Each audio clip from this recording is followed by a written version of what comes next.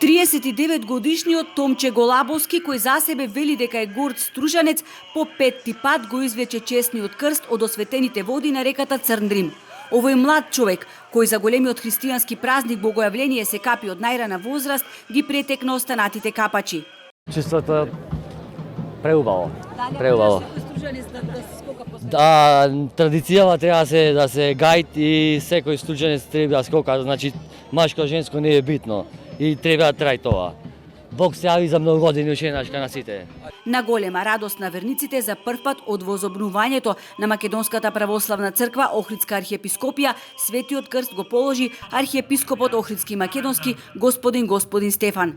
А јас пак особено сум радосен и благодарен што по светата литургија во Охрид и по положувањето на светиот крст во езерските води, еве се најдов заедно со вас овде покрај недотекливиот Црндрим и восхитени од неописливата убавина.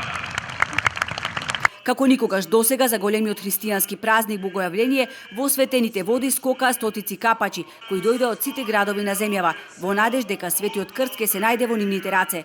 Најсрекниот стружанец беше даруван од овогодинешниот кум на црковно-народната манифестација со златен крст и икона. Би посакал да сме пообединети, посложни, посреќни, порадосни заедно сите во животот понатака, да не водат духовните вредности.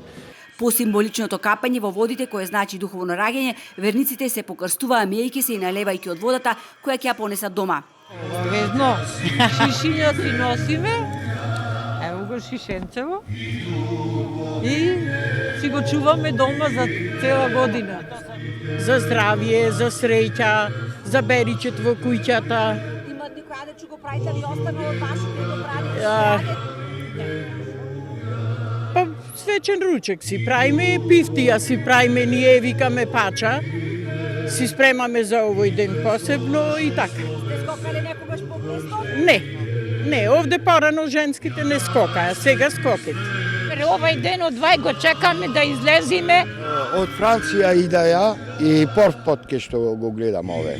Стружанецот Коста Хјохи располага со вредни фото и видеоматеријали од раните години на минатиот век. Тие се доволен доказ, вели, дека во мултиетничка струга на овој свет ден заедно се капеле припадниците на сите религии, не само христијаните.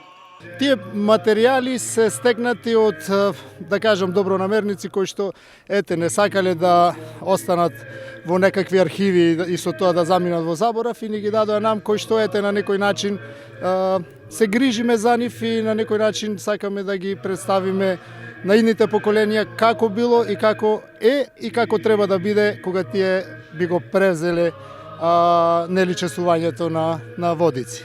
Меѓу илјадниците гости на водици во Охрид и Струга беа присутни министри како и председателката Гордана Силјановска-Давкова.